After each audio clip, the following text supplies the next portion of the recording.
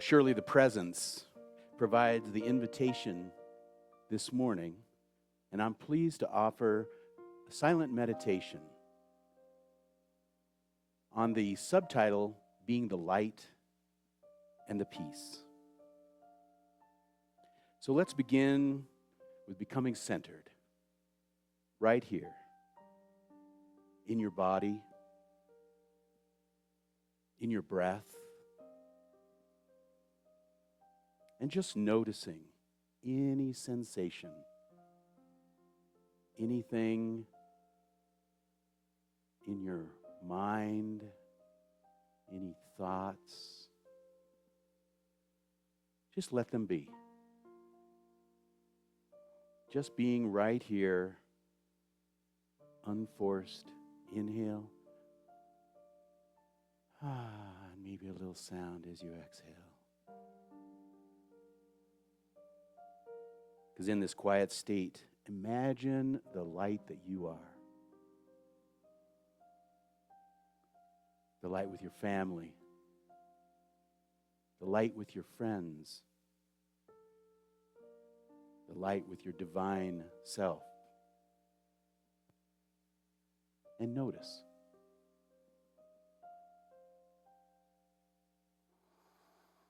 Imagine the vibration within. Just as you sit, relaxed, aware, breathing easily. We'll take a few moments of silence to remember to be the light and the peace within your heart, within your mind. Be the light of peace. Be the light of peace. Be the light of peace.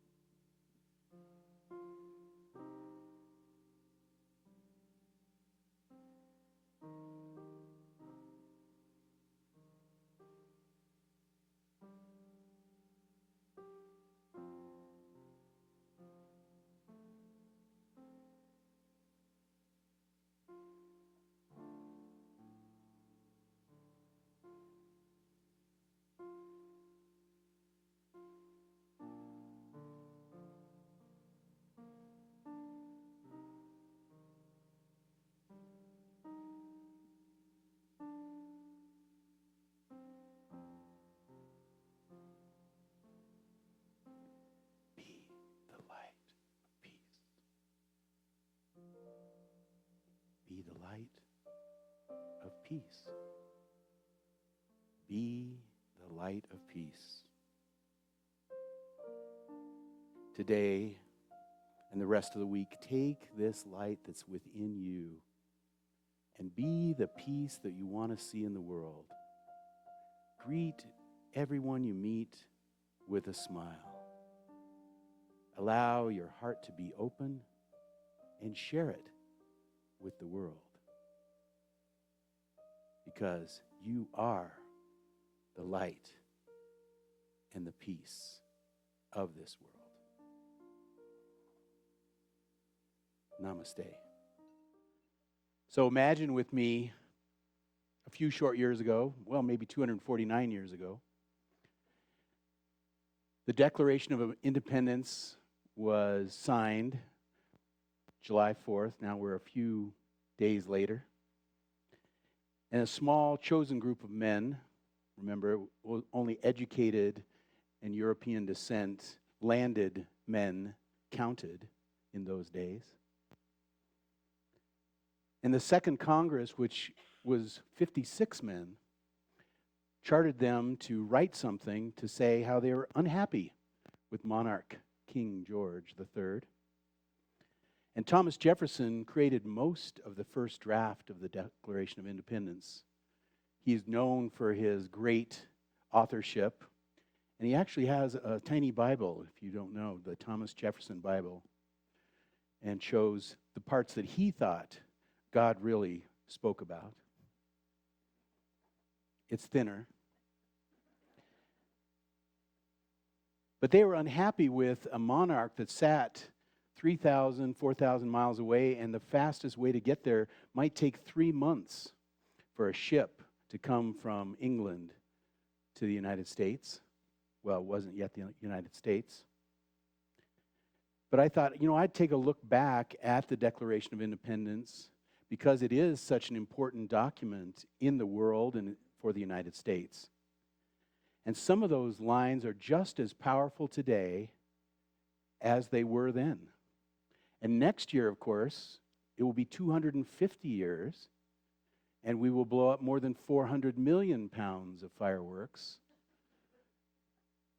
if we can get them from China.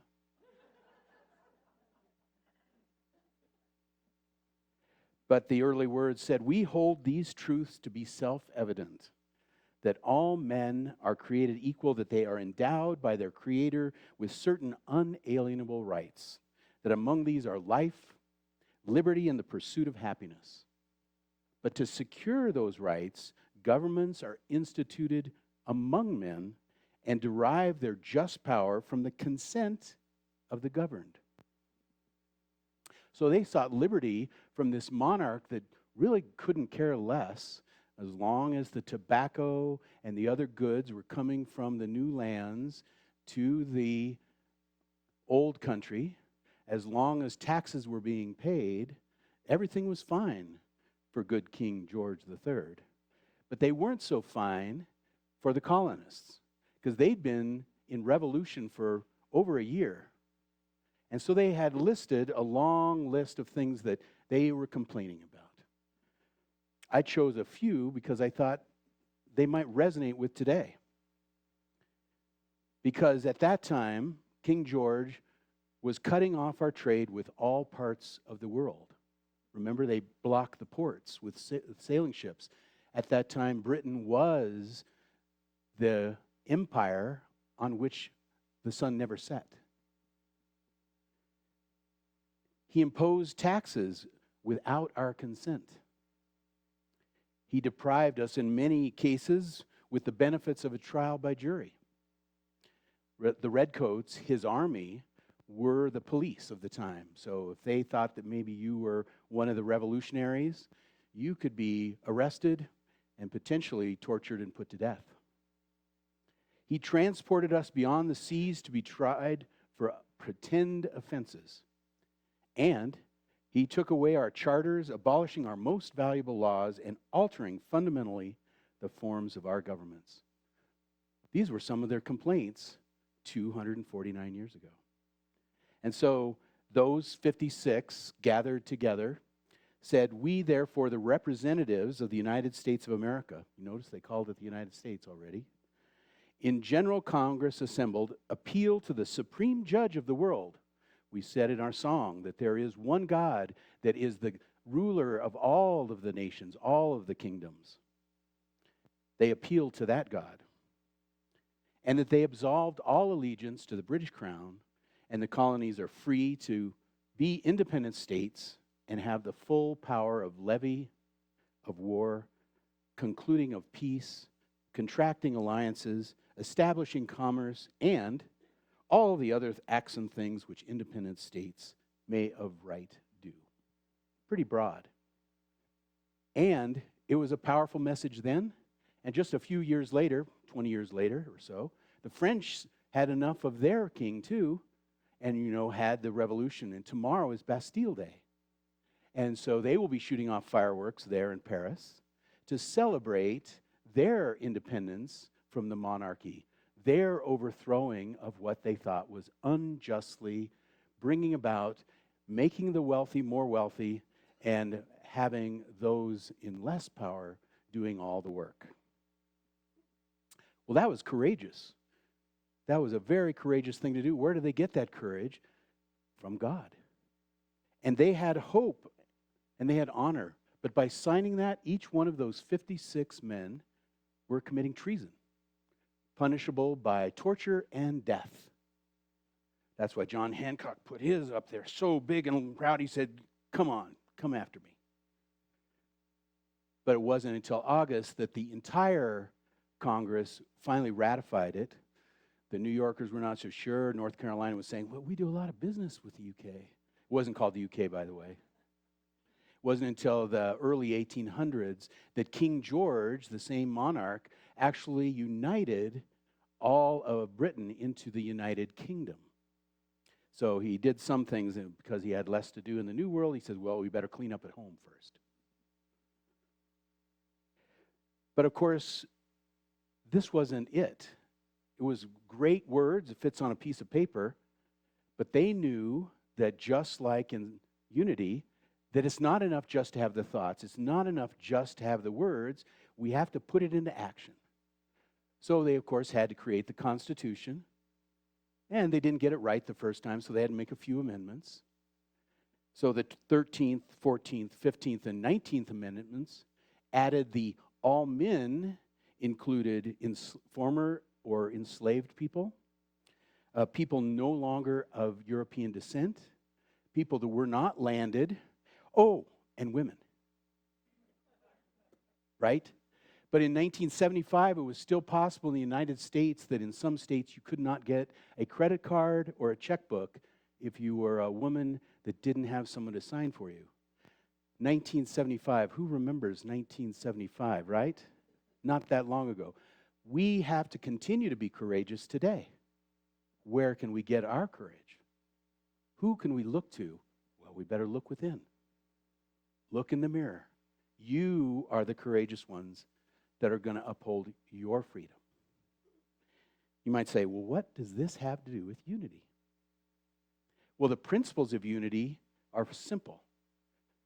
So there is a God, and that powerful God is within us at all times, and all we have to do, not so easy sometimes, but like in meditation, getting quiet and listening. And that listening can give us courage.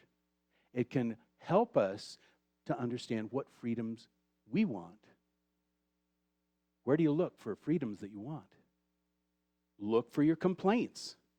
If you have a complaint, then there's a freedom on the other side of that complaint that says, I don't want this.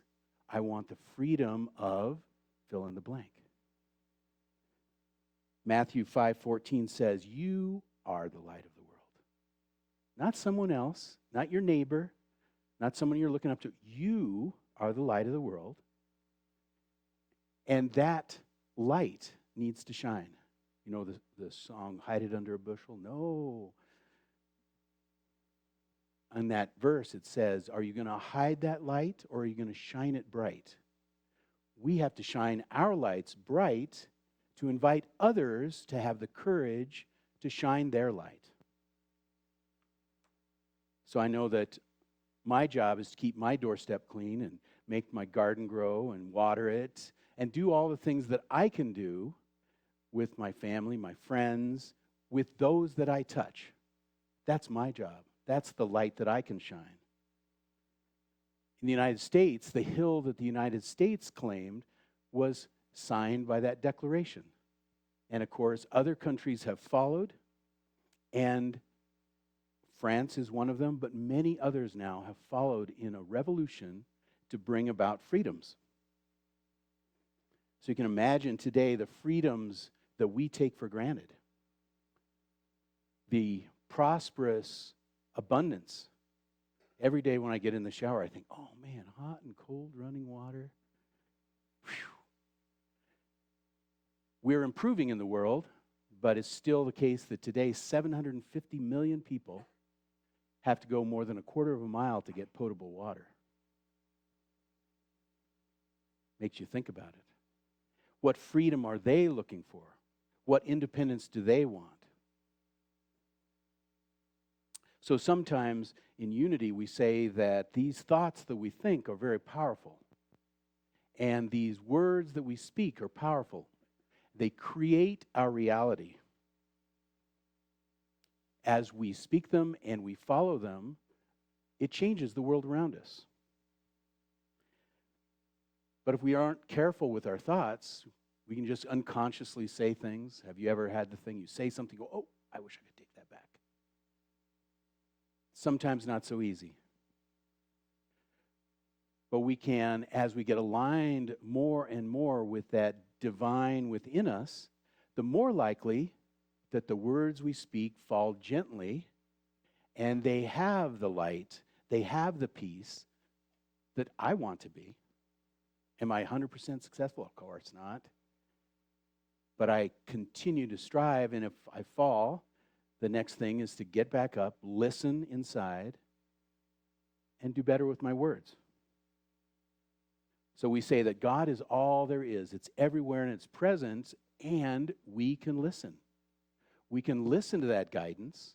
We can listen and therefore have our words be inspired.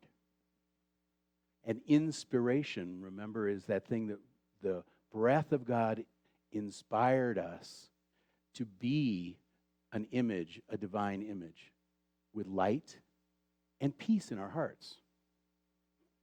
And since we inherently have that spark within, then if we get connected with it, everything's good.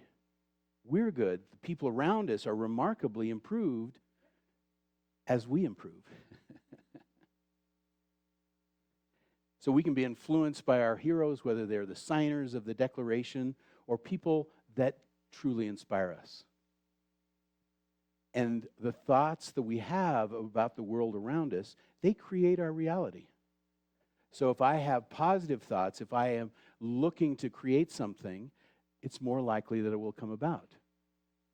Every year I try to put together, what is my vision for this year?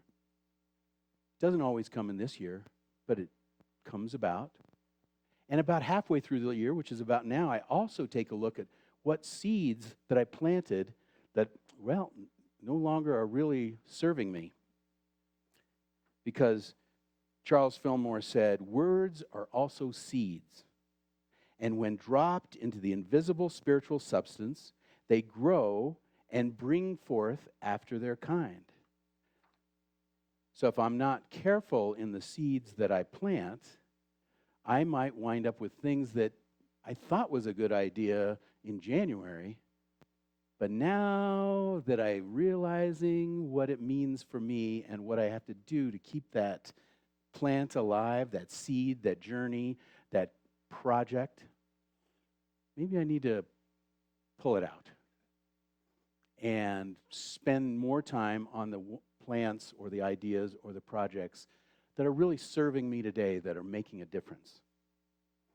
And a way that I do that is meditating and prayer. Because I can say, well, what do I want? What will be meaningful for me? And of course, you can ask you that very same thing about your freedoms. So what do you want for your freedom? Maybe it's freedom from a health issue that you just don't need anymore. Freedom from a relationship that has been kind of bugging you, or maybe they're taking too much from you. What is your complaint? Look for the freedom on the other side of that coin. Take a moment and think, what freedom are you seeking today? What would it feel like if you had that freedom? What if you had that independence, the ability to courageously go after what it is that you wanted in your heart? Well, I try to use these principles to guide me toward it, and then it's my job to continuously live up to those thoughts, those ideas, those projects, those freedoms that I want. If I don't live it, it's just empty words. Words are cheap. Following up on those words, making them come to form. But good news, we don't have to do it alone, right? because we have with us the number one on our team. And that gives me the courage to go ahead and do things, the strength to do things, the perseverance to do things, and the freedoms that I might not even realize that I was yearning for. But I'm quiet. I'll get a little taste, a little voice telling me, well, what about this? Wouldn't that feel good if you had that? Charles Fillmore was also quoted as saying, every man who accomplishes things sees first in his mind what he wishes to do. It comes first as a thought in your mind, and then it can come into fruition. Every chair here, every light, the internet, everything we touch and feel came about first as a thought. And then it came into form. So as I listen to what it is that I'm trying to build, I sometimes have to say, well, what's my part? What is my next step? Because I can't do it all, but I can do part of it. And if I don't, then the universe, God says, well, let's not be very serious about this, not even willing to take a few courageous steps themselves. So what is mine to do? And like our early framers of the Constitution, they asked, what is theirs next to do? They had to continue to live that freedom. They had to continue to struggle and live and build and grow to be able to become that United States of America that they envisioned back then 249 years ago. And the prosperity that we know that we have today is in large part thanks to this vision, these words that came back then. So, we talk about the light of being, the light of peace, the light that shines on the hill. Well, that theme of light is all throughout the Bible. And in Psalms 119, it says, the word is a lamp unto my feet and a light unto my path. It shows me the way wherein I should go, both night and day. So already there was a light, that divine spark, that divine light that was there, that was helping to bring about words. So it's a self-continuing cycle of good and creation. And went on to say, the commandment is a lamp and the law is light, and reproofs for instruction are the way of life. So this is something that Charles Fillmore said in one of his books on prosperity. So we see this light as something that we can touch and something that we can be.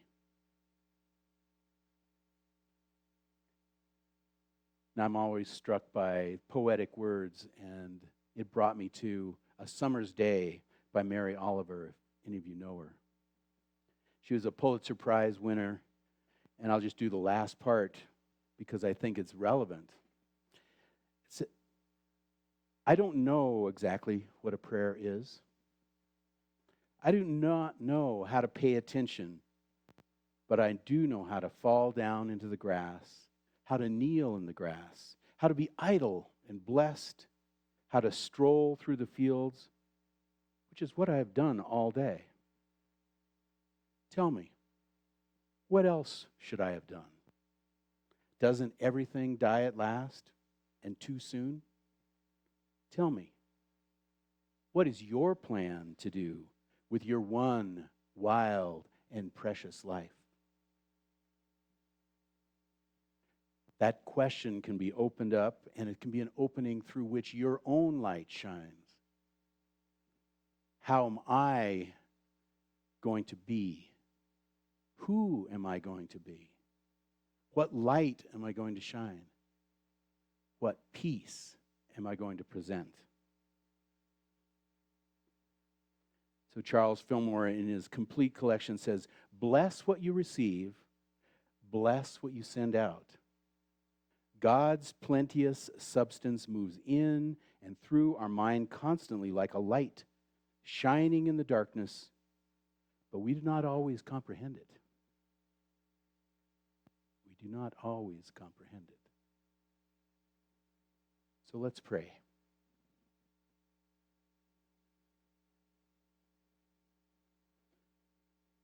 God that is always with us, that surrounds us, that enfolds us, that is within us, that is the light. It is the freedom, it is the abundance that is all around us.